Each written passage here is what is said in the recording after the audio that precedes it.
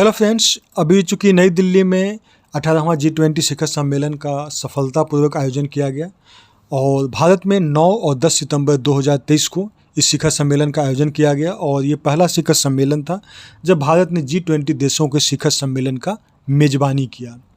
इस शिखर सम्मेलन का विषय था वसुधैव कुटुंबकम, जिसका अर्थ है विश्व एक परिवार है। G20 देशों की नई दिल्ली में जो बैठक हुई, इसमें कई सारे मुद्दों पे बहस हुआ, चर्चा हुआ।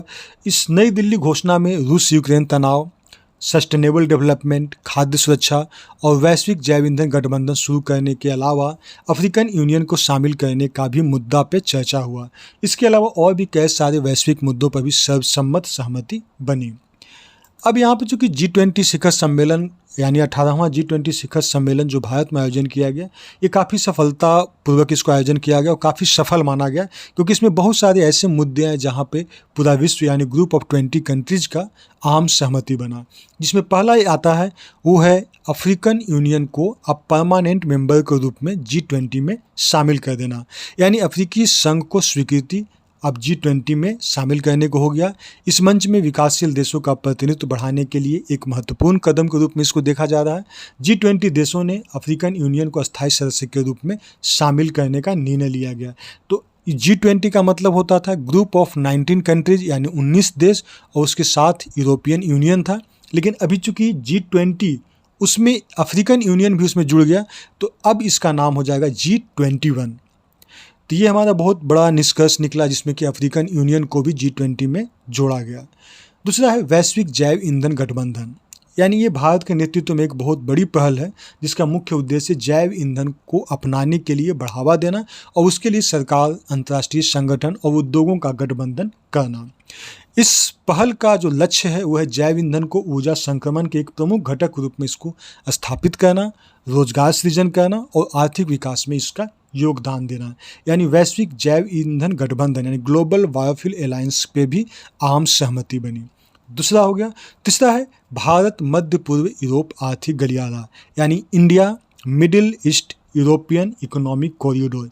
भारत मध्य पूर्व यूरोप आर्थिक गलियारा की स्थापना के लिए भारत, अमेरिका, सऊदी अरब, यूरोपियन संघ, संयुक्त अरब अमीरात, फ्रांस, जर्मनी और इटली की सरकारों के बीच में एक समझौता ज्ञापन, जिसको कहते हैं मेमोरेंडम ऑफ अंडरस्टैंडिंग, पे साइन किया गया।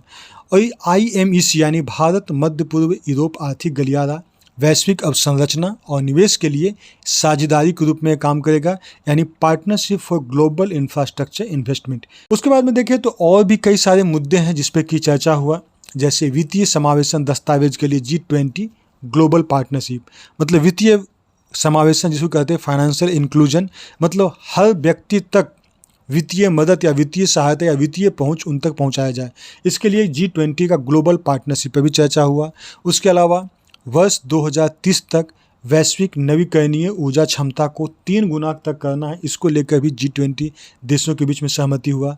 वैश्विक खाद्य सुरक्षा और पोषण के प्रति प्रतिबद्धता को भी G20 नेशंस के सारे लोग सहमत हुए।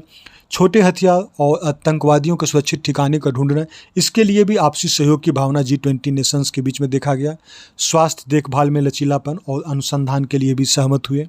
फाइनेंस ट्रैक समझौते यानी भारत की G20 की अध्यक्षता ने क्रिप्टो करेंसी के लिए एक समन्वित और व्यापक नीति एवं नियामक ढांचे की नींव रखी है। इसके अलावा देखें जलवायु, वित्त पोषण, ये सब चीज़ों पर भी ध्यान दिया गया, यानी इस घोषणा में जलवायु वित्त पोषण में पर्याप्त वृद्धि पर जोर दिया गया, यानी जलवायु परिवर्तन से लड़ने के लिए उसमें और भी ज़्यादा मदद की ज़रूरत है, उसमें आर्थिक सहायता यानी वित्त पोषण की ज़रूरत है, जिसमें बिलियन डॉलर से ट्रिलियन डॉलर के क्वांटम जंप यानी बहुत बड़े बदलाव का आह्वान भी किया गया है।